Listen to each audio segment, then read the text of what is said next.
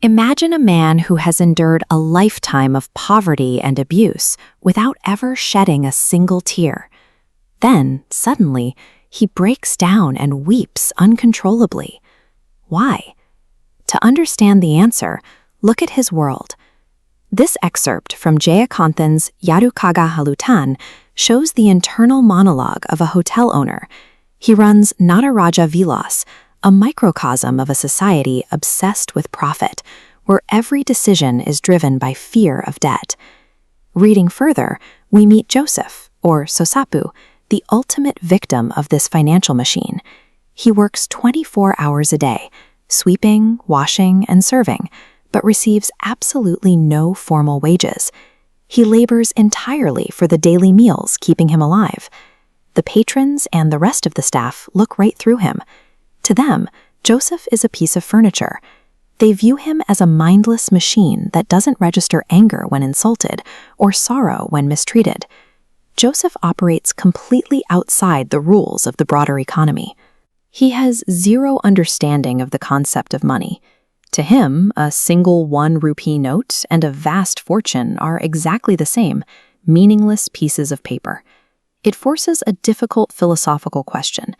If you strip a person entirely of societal awareness, personal desire, and emotional reaction, are they simply an empty vessel, or are they hiding a much purer form of humanity underneath? This document captures the exact moment the tension shatters. A wealthy patron suddenly screams that his purse is missing. Inside is 3,000 rupees, an absolute fortune at the time. Panic instantly consumes the hotel. The owner is terrified that a police investigation will ruin his business reputation, and the staff are paralyzed by an intense wave of paranoia. Every single person in the room becomes a suspect. When wealth is threatened, the powerful immediately look for the easiest target. The wealthy patrons and staff bypass each other and point their fingers at the most vulnerable person in the building, an impoverished woman who had been waiting nearby. The accusations quickly turn into severe physical violence. The patron and local thugs drag the woman into the hall, mercilessly beating her and throwing her to the ground to extract a confession about the stolen cash. Normal, respected members of society are perfectly willing to inflict brutal, bloody violence to recover a stack of paper. Yet, as she begs on the floor, they show a complete lack of empathy for her physical suffering. Here, the text details a shocking twist. Standing with a swollen, bleeding lip, Joseph's actions come to light. He didn't steal the purse for himself. He handed the fortune directly to the woman. Joseph took the money not out of greed or a calculated desire to get rich. He simply saw a woman who looked deeply sad. In a misguided act of pure pity, he handed her the purse, hoping the object would somehow ease her sorrow. Because he operates entirely outside the financial system, those 3,000 rupees carried zero financial weight. It was merely a physical object to pass along to a stranger in distress. The hotel owner and the head cook stare at him in total disbelief. They are forced to process the terrifying reality of Joseph's innocence. In a ruthless, profit-driven world, his total ignorance of monetary value is incredibly dangerous. Joseph's blindness to the artificial rules of capitalism stripped away the pretense of the crowd. His naive act revealed the horrific cruelty these civilized people were willing to inflict over perceived wealth. The shouting dies down.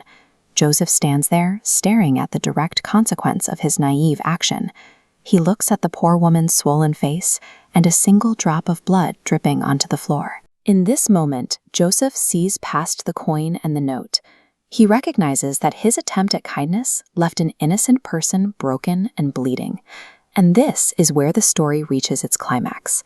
The text reads, "He cried and cried loudly." The man who has endured a lifetime of physical and verbal abuse without a single flinch finally shatters, wailing in absolute agony. The reaction around him is chilling. The wealthy patron and the hotel owner ignore his tears, and they remain entirely blind to the bleeding woman. They are simply relieved the cash is back in their hands. Joseph is not weeping for himself, or out of a fear of the law. He is crying entirely for the agony he caused another human being. This captures the core argument of Jayakanthan's story. We live in a society that measures human worth by financial cunning and the ability to accumulate wealth. True, uncorrupted humanity is ultimately found in the so-called fool, the only person left in the room who retains the capacity to weep for a stranger's pain.